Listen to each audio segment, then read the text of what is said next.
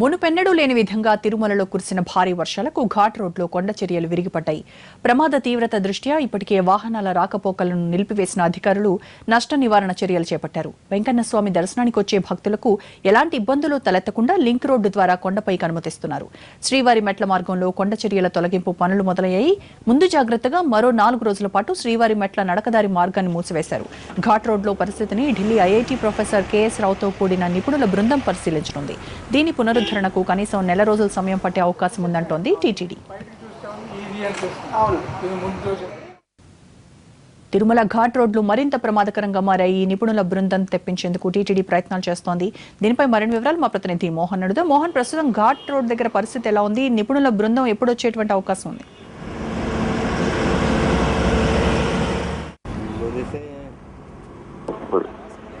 భయానకమైనటువంటి పరిస్థితి ఏర్పడింది. పలు ప్రాంతాల్లో కూడా కొండ చర్యలు విరిగిపడడంతో ఎన్నడూ లేని విధంగా కూడా టీటీడీ ఘాట్ రోడ్ ను రాత్రి వేళలో మూసివేస్తున్నటువంటి పరిస్థితి ఏర్పడింది. ఇక 16వ కిలోమీటర్ వద్ద విరిగిపడినటువంటి కొండ చర్యలు తొలగింపు కార్యక్రమాన్ని కూడా టీటీడీ అధికారులు నిలిపివేశారు. 12వ కిలోమీటర్ నుంచి కూడా మొదటి ఘాట్ రోడ్ లో ఉన్నటువంటి లింక్ రోడ్ ద్వారానే ట్రాఫిక్ మళ్లింపు చేపడుతున్నారు. దీనికి సంబంధించి కూడా ఢిల్లీ ఐఐటీ ప్రొఫెసర్ కెఎస్ రావుతో పాటు చెన్నైకి సంబంధించి రిటైర్డ్ ఐఐటీ ప్రొఫెసర్ నరసింహరావుని, అదేవిధంగా సలహాదారుడు అయినటువంటి కొండలరావుని టీటీడీ అధికారులు రప్పిస్తున్నారు. వీరు ముగ్గురు సభ్యులతో కూడినటువంటి కమిటీ ఇక్కడ పరిశీలించి వారి నివేదిక అందించిన తర్వాతే మరమ్మతు పనులు ప్రారంభించేటటువంటి అవకాశాలు కనిపిస్తున్నాయి. మరో 2 రోజుల్లో వీరు ఈ తిరుమల చేరుకునేటటువంటి అవకాశాలు కనిపిస్తున్నాయి. వీరు వచ్చిన తర్వాత వీరి నివేదిక అనంతరమే అక్కడ మరమ్మతు పనులు మొదలయ్యేటటువంటి అవకాశాలు కనపడుతున్నాయి. దీంతో రోడ్డు సంబంధించి కూడా కుంగిపోయే ప్రమాదం ఉండడంతోనే ముందు జాగ్రత్త చర్యలో భాగంగా ఈ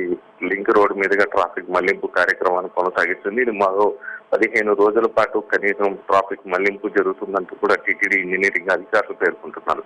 మరోవైపు శ్రీవారి మెట్టు నడక మార్గాన్ని కూడా టీటీడీ మరో 4 రోజుల పాటు మూసివేస్తున్నారు. 1700 మెట్టు వద్ద స్టేజ్లో ఉన్నటువంటి బండరాలు పడుతుండడంతో వాటి తొలగింపు కార్యక్రమాన్ని ప్రారంభించినప్పటికీ ఆ ప్రాంతానికి వెళ్లడం ఇబ్బందికరంగా ఉండడంతో కూడా మరో 4 రోజుల పాటు కూడా ఈ తొలగింపు కార్యక్రమం జరిగే అవకాశాలు ఉన్నాయి.